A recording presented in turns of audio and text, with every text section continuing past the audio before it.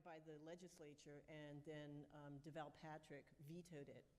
The reason he vetoed it was that he wanted nothing to do with slot parlors, and the Speaker of the House had loaded it up with a bunch of slot parlors. So he stripped out all the slot parlors, sent it back to the legislature, and they all threw up their hands and said, let it die. The very next year, they all went huddling into a back room and figured out a way to come to an agreement, and ultimately ended up passing the Expanded Gaming Act of 2011. I'm going to try this. Does it go forward? Does it go back? How do I make this work? Rob? Oh, here we go. Oopsie. Okay, here we go. So the Expanded Gaming Act was a very unusual bill. And we had worked very hard in 2010 with Senator Rosenberg and a number of other state senators to try to make this something, a piece of legislation that would learn from all of the best practices, but also all of the mistakes that had been made everywhere else in the world that I had traveled. And I'm very proud to say that the first place I sent Senator Rosenberg to was the New Zealand Department of Internal Affairs website and the New Zealand Ministry of Health website. I said, you really need to look at New Zealand, but then you also need to look at all these other places.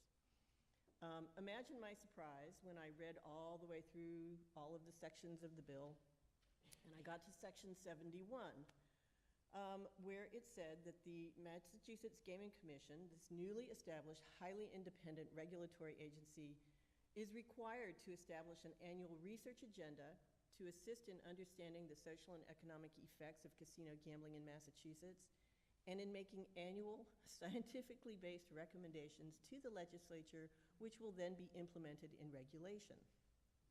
I'm like, wow, they heard me, that's cool. And I should say that it's not just myself. We're very blessed in Massachusetts to have some very passionate advocates around the issue of problem gambling, and also one or two other quite well-known researchers in the gambling studies field. There are three essential elements to the Massachusetts Gaming Commission's research agenda. The first is to understand the social and economic effects of expanded gambling, to do a pre-issue of license baseline study of problem gambling and a review of existing services. And then third, to facilitate independent studies to look at a lot of different areas. So the commission, as I mentioned, is an independent regulator. It's a 5-person commission. They're required to have all of their meetings are held in public and televised and video streamed. So the law was passed in November of 2011, and at the end of March 2012, all of the 5 commissioners had been named. And I had realized quite quickly that I was not going to be able to do anything as Gemini research, sitting in my attic and trying to pull a baseline survey together.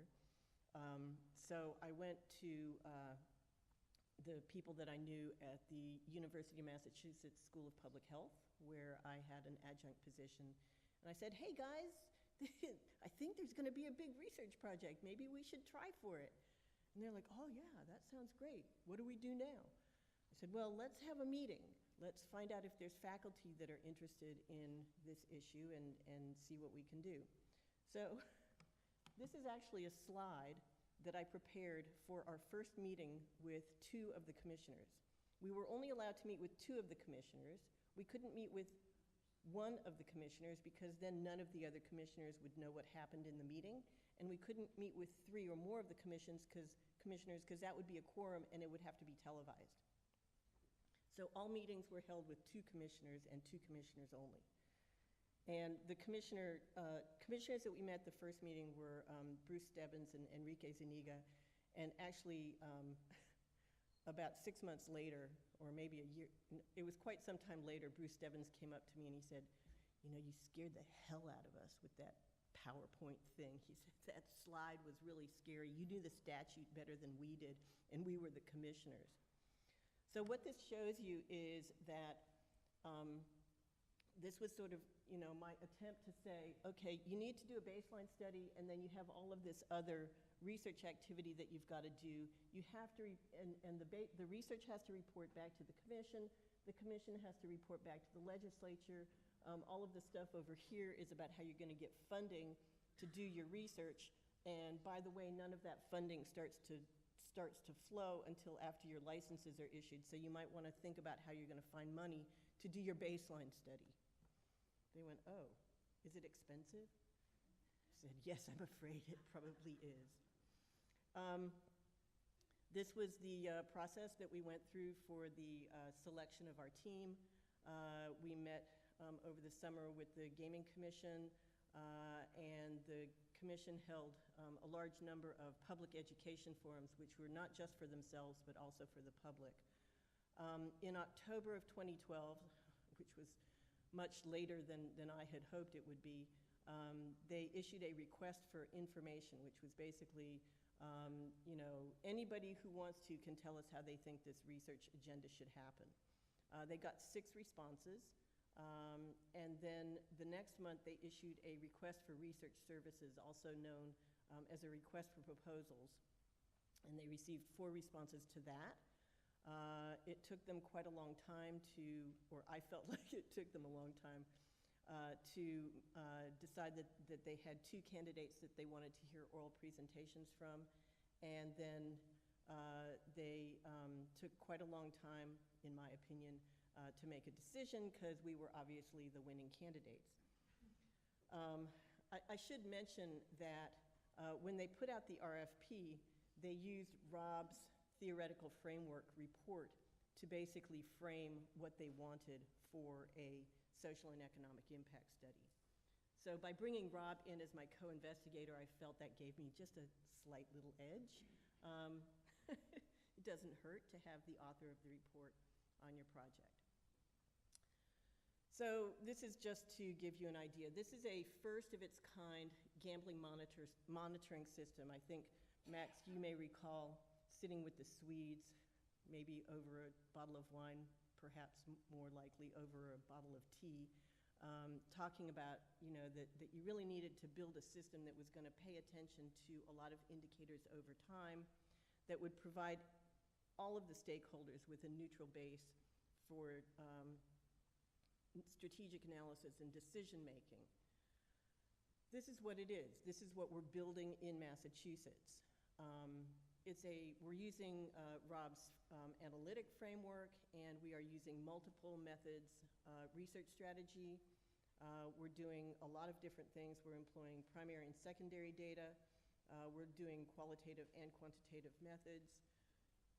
It's a very comprehensive approach, and we're looking at the state level, at the regional level, because there's 3 regional casinos that have been that will become operational in Massachusetts. And then we're looking at the local community level, down to the level of the communities that are going to receive these big resort casinos. This is our team. You just sort of have to take it for granted. You probably can't read the names and don't need to. We've got an executive team that meets weekly. We're in the process of figuring out how we're going to change the time of the magazine so that we can make sure that Rob can attend. But we meet until he left to do his sabbatical in Adelaide. We actually met every Monday morning at 11 o'clock Eastern Time, and every single one of those meetings was some kind of troubleshooting. It took longer than I had hoped, but I now have an absolutely fantastic project manager. She has her master's in public health and fantastic interpersonal skills. We have a data management center, because one of the things that we were very happy about in terms of the emphasis from the Massachusetts Gaming Commission was they wanted all of these data, or as much of these data as possible, to be shared with stakeholders. So to the fullest extent possible, we are going to be making data available to the citizens of Massachusetts, to other researchers. We're going to have a data management center where all of that sort of dissemination of data, okay, is going to happen. And I have Martha Zorn is a biostatistician who's managing that. We then have a large number of sort of streams of data that are coming into the project. We have our problem gambling treatment and prevention data, which is being managed through by a faculty member at the School of Public Health. We have a lot of different kinds of secondary data. I'll talk about that in a minute. We have an extremely large population survey that Rob and I are managing along with NORC, which is doing the data collection, and an online panel. I'll talk about that in a minute as well. And then later on, as we sort of have, as the operators become active and construction happens, and then we have casino gambling, we're going to have gambling venue and government data. We're going to be doing license patron and employee surveys. And then we're also going to be doing key informant interviews and focus groups in the affected communities. The red, or the sort of square there, shows you what we're focusing on right now. We are very focused on identifying our secondary data sources.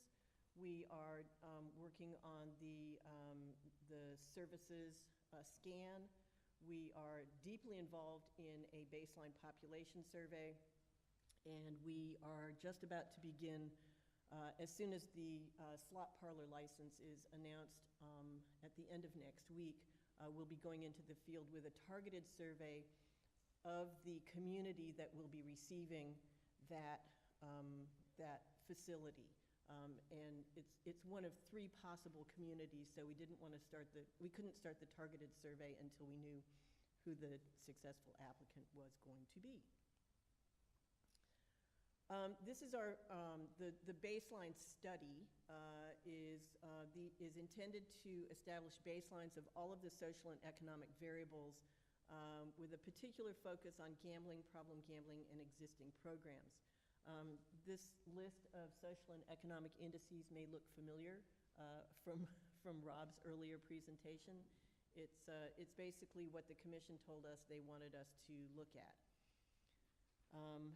I won't talk about the forecasting model. We are working with UMass. Donahue Institute is the state economic data center. And so they are doing a lot of the economic work. The second phase of the study is going to be an operational study to determine the impacts of these new gaming venues on social and economic indices, and to determine the effectiveness of prevention and treatment services to mitigate impacts. We're going to be doing, as I said, a lot of secondary data collection and analysis. We're also doing a baseline and then a follow-up survey after the casinos have been in operation for at least a year. The sample size for the general population survey is quite large at 10,000. The targeted population surveys, we've got 4,000 up there, but it's actually 1,000 per each of the affected communities. So it's probably going to be different than that. And then I forgot to mention that we have an online panel that we are also interviewing with the same, or we're collecting the same information as from the general population survey. The reason for that is to enrich the number of problem gamblers that we're likely to get, because online gamblers tend to be, or people who participate in online panels rather, tend to have much higher rates of problem gambling than the general pop. So yeah, I've sort of talked about the rest of that. This is just to give you an idea of the sort of the indices that we identified, or that the commission identified as important, and sort of the way we've broken it out into specific indicators and then where we think we're going to get the data from. I should say that this and the health and fiscal data have all been broken down even further, and we have very detailed tables in the Data Management Center about each of these sort of constructs or conceptual areas that we want to look at, and then the specifics of what we're going to measure to get at that concept, and then where exactly we're going to go to get the data to do that. So this is the rest of the social and health research metrics. I think, yeah. So then the economic research is a little bit different from the social and health impact data because, as Rob pointed out, the net economic impacts primarily depend on whether the new operations generate new economic activity.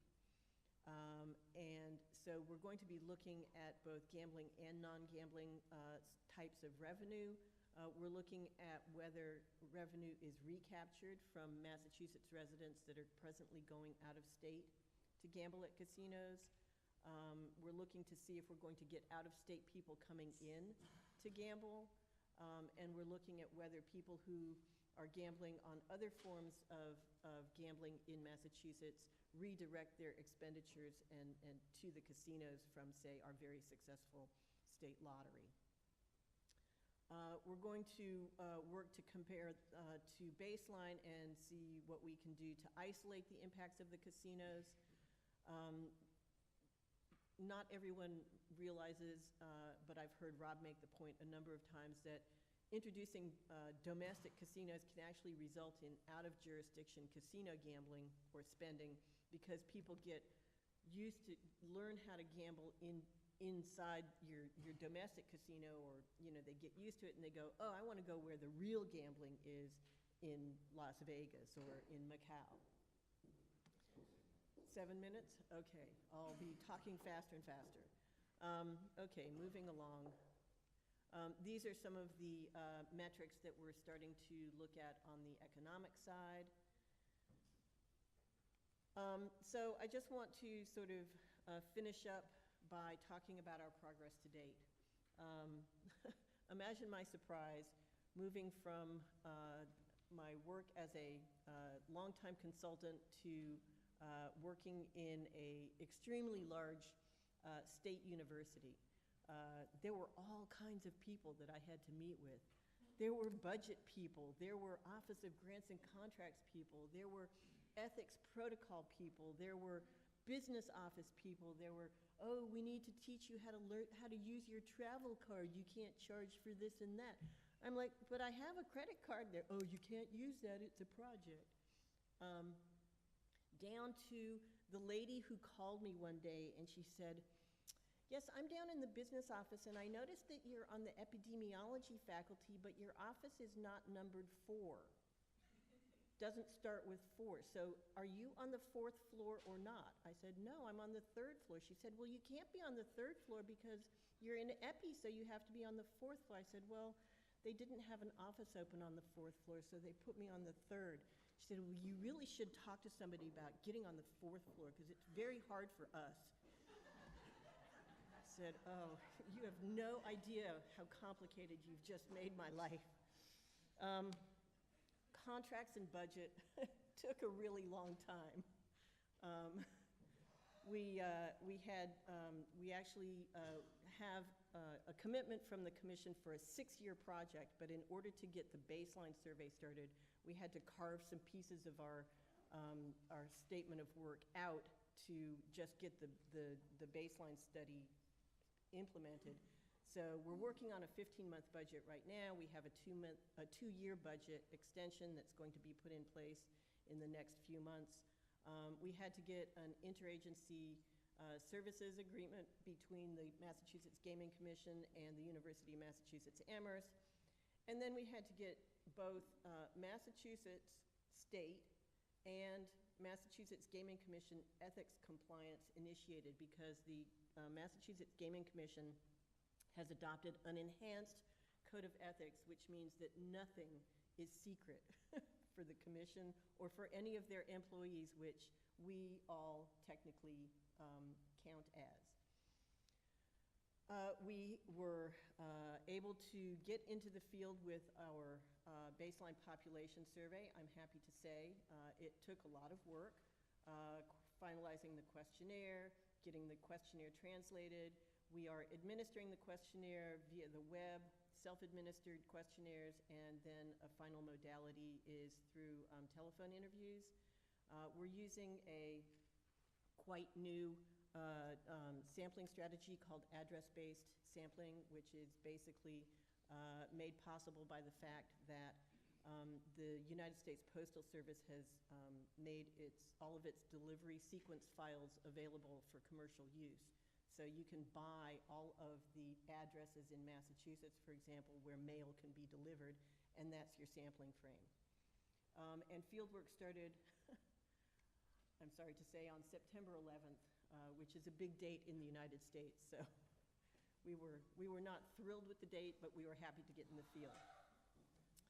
The online panel survey could actually have been completed much more quickly, but we asked them to stretch it out so that it would be data collection would span the same period of time as the general population survey. And as I said, the targeted sample is about to go in the field as soon as we find out where the first license is going to be located. In terms of the secondary data, we have a very detailed matrix developed of measures to be collected, tracked, and monitored. We have worked very hard to coordinate data collection methods and to share the development of the database and documentation between the social and economic teams. One of the challenges, as Rob pointed out, in doing social and economic impact studies is that, sometimes you have silos and the economic people are working over here and the social people are working over there and never the twain shall meet. So we make them sit down together and talk on a regular basis. Makes for very lively meetings, I must say. And we are beginning to collect secondary data across all of the measures and organize those data for integration into our data management center. In terms of our problem gambling services evaluation, we've established a memo of understanding with the Massachusetts Council on Compulsive Gambling. We had to get IRB approval for them to give us their helpline data, but we are currently in the process of analyzing those data and also looking to develop a protocol for assessing treatment services. One of the things we found out was that we couldn't do the crime component that we thought because both of the people that we had identified to do the crime component were employees of the state of Massachusetts, and we couldn't pay them as consultants. So we stripped the crime component out, and we're going back now to meet with the state police and the Gaming Commission's consultants regarding how to collect crime data in a timely manner. We also found out that in contrast to many other jurisdictions, Massachusetts is quite a small state, and the main thing that people are scared about is traffic. When you talk about plopping a big development into Boston, everyone's like, oh my God, my commute's gonna be 15 minutes longer and it's already an hour. So we had to actually start thinking fairly quickly about adding a traffic component, so we're in the process of that. We have created both an internal and an external website, which was lots of fun. And this is our conclusion. We plan to conduct a world-class, comprehensive, rigorous, and high-quality study of the impacts of casino gambling in Massachusetts. We have capabilities and experience across all of the areas that the Commission is going to need. We're committed to employing a public health approach, made most real by the fact that I'm working in a school of public health now. We're committed to meeting high standards of intellectual excellence and working collegially with the full range of stakeholders in Massachusetts and elsewhere. I'd just like to say that that includes people from the international gambling research community. If you want to go to this website, this is where we are starting to post our reports and our PowerPoints and links to interesting things that are happening in relation to the study. If you have a question or a comment, please click through to contact and send us a question or a comment. We are very, very interested, and the Commission is very interested in having this be not just a world-class study, but a study that has the eyes of the world upon it. So with that, I will close. Thank you.